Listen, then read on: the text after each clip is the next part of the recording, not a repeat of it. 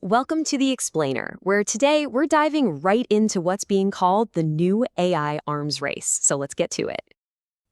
For the longest time, the answer to that question seemed pretty simple, right? It felt like a two-horse race. But just when we thought we had the leaders pegged, well, the whole field got turned on its head. Yeah, a recent and pretty surprising announcement has totally shaken up the leaderboard.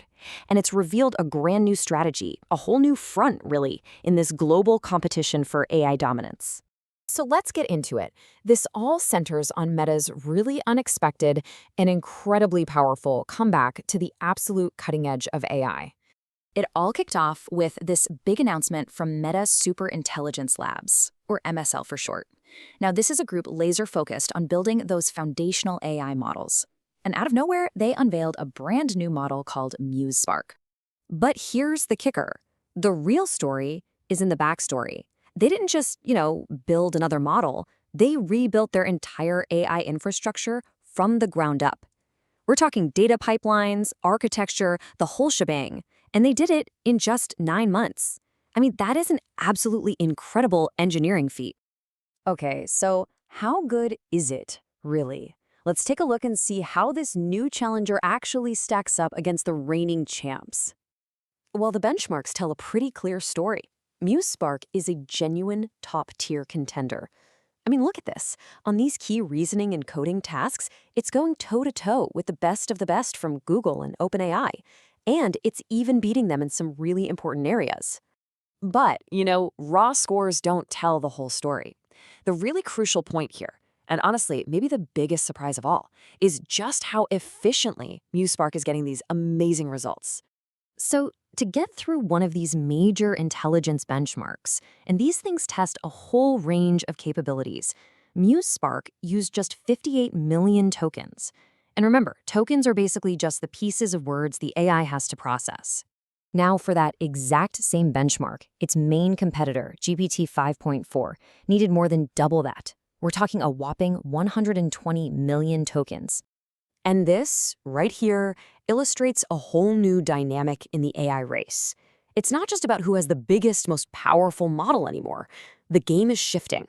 It's moving towards something you could call thought compression, basically getting way more intelligence out of way less computation. But hey, the competition isn't just between these corporate giants. There's a whole other race happening in parallel, and you could argue it's even more creative. I'm talking about the open source community. So what's the difference? Well, it's pretty simple. Proprietary models, they're like black boxes. They're controlled by a single company. But open weight models, they're totally transparent. Their core components, the code, the weights, it's all out there for anyone to download, take a look at, and even build on top of.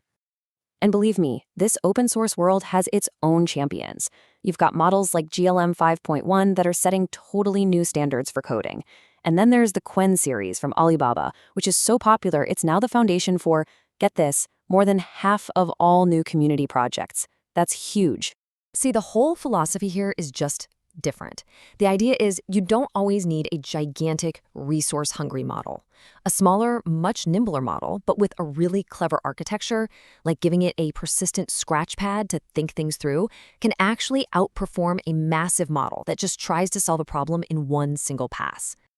And this whole focus on architecture and memory, well, it leads us to a pretty major plot twist in the whole AI story. Maybe, just maybe, the competition isn't really about the core AI models themselves anymore. This is where we need to introduce a new key term, the agent harness. Now, this isn't the AI brain itself. Nope. It's everything around the brain. Think of it as the tools, the memory, the whole infrastructure that lets the AI actually do complex, real-world work. Here's a simple way to think about it. The model, that's the brain.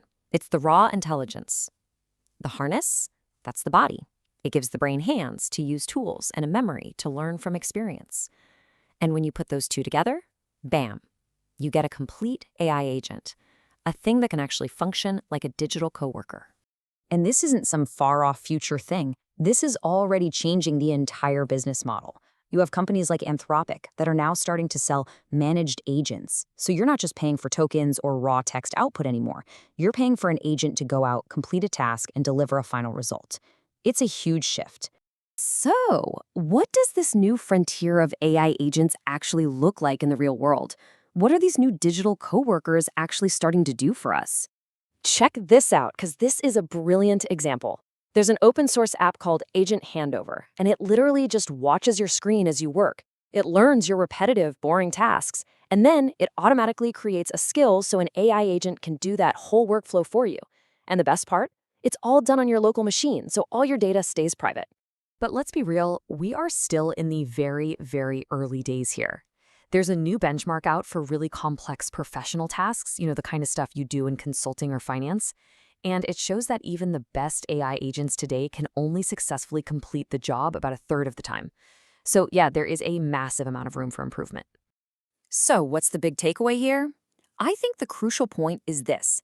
The future of AI isn't going to be one single winner-take-all company. It's shaping up to be this rich, dynamic ecosystem. You're going to have the giant, super powerful models from places like Meta. You'll have these clever, super efficient open source alternatives. And then layered right on top of all of it, you'll have this brand new world of agent systems that are designed to turn all that raw intelligence into actual, useful work. And that brings us to a final and kind of provocative thought.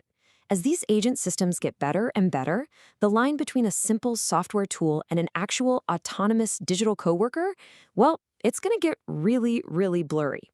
The question isn't if we'll be working with AI anymore. The real question is, what's that collaboration actually going to look like?